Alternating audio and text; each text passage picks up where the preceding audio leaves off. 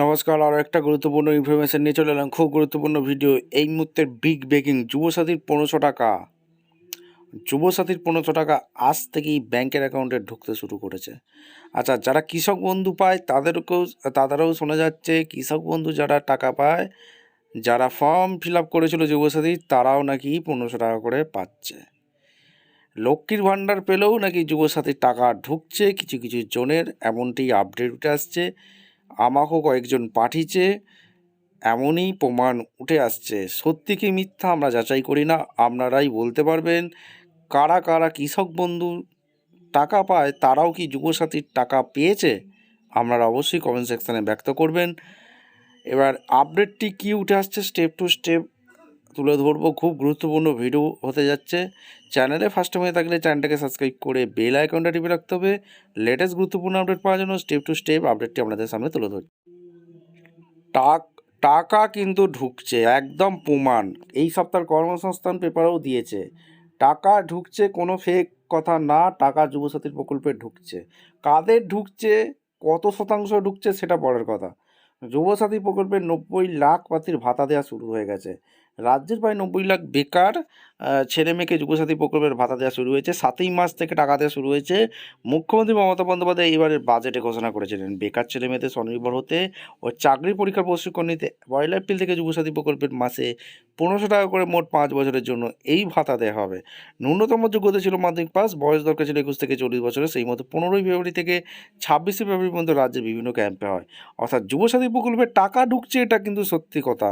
কিন্তু অনেকেই কমেন্ট করছে, দাদা আমার টাকা ঢুকলো না। কেন টাকা ঢুকলো না সেটা ক্লিয়ার করে বলবো।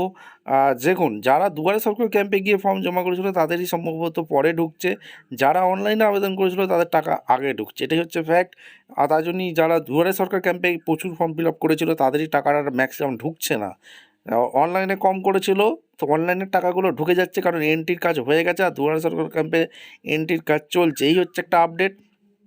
এইবার টাকা ঢুকছে সত্যি কথা। এবার যারা কৃষক বন্ধু পাচ্ছে তারাও, যুবসাথীর যারা ফর্ম ফিল আপ করেছিল তারাও টাকা পাচ্ছে। লক্ষ্মীর ভাণ্ডার যারা পাচ্ছে তারাও নাকি টাকা পাচ্ছে, এমনটি খবর উঠে আসছে। আপনারা অবশ্যই কমেন্ট সেকশনে ব্যক্ত করবেন যে এটা কি সত্যি খবর না ফেক। এই হচ্ছে যুবসাথীর অ্যাপ্লিকেশান ফর্ম। কী কারণে যারা কৃষক বন্ধু লক্ষ্মীর ভাণ্ডার পায় তারা যুবসাথী কী কারণে টাকা পাচ্ছে, এটাই আমি আপনাদের সামনে তুলে ধরবো। এইখানে একটা ডিটেলস দেওয়া ছিল, ঠিক আছে। এই যে অন্য কোনো সরকারি সাহায্য পান, এইখানে একটা ডিটেলস দেওয়া ছিল, ঠিক আছে। কি বলছে, অন্য কোনো সরকারি সাহায্য পান কি না, রাজ্য সরকারের প্রদত্ত শিক্ষাগত যোগ্যতা সুবিধা ও বৃত্তি ছাড়া, অর্থাৎ স্কলারশিপ ছাড়া রাজ্য সরকারের আর এক্সট্রা বেনিফিশিয়ারি পান কি না, ইয়েস আর নো করতে বলেছে। এবার যারা কৃষক বন্ধু টাকা পায় তারা এই নোটা করে দিয়েছিল। এই নোটা করাতে টাকা ঢুকছে কিছু জনের। আর যারা লক্ষ্মীর ভাণ্ডার টাকা পায় তারাও এই নো করে দিয়েছিল, ঠিক আছে। এইবার আপনাকে এখানে বলা হয়েছে সেলফ ডিক্লারেশনে এখানে কিন্তু আপনাকে দিয়ে সাইন করাচ্ছে সরকার।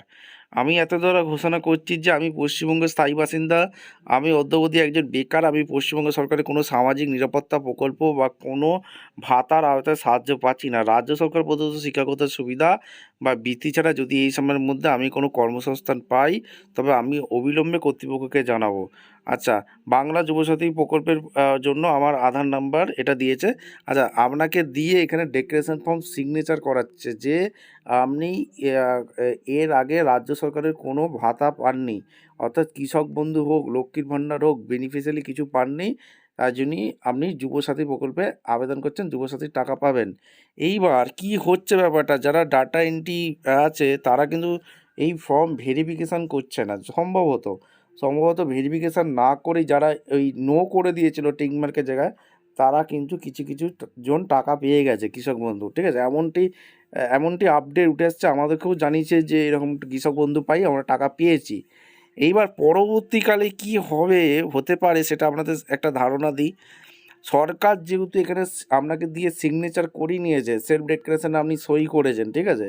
সরকার চাইলে এই যে পরবর্তীকালে যখন ডকুমেন্টস আরও কড়াকড়ি ভেরিফিকেশান হবে, ঠিক আছে? তখন যদি দেখে আপনি আপনি অন্য প্রকল্পের টাকা পাচ্ছেন, তখন কিন্তু এটা বাতিলও করে দিতে পারে, ঠিক আছে? কারণ সরকার এত বোকা না, ঠিক আছে?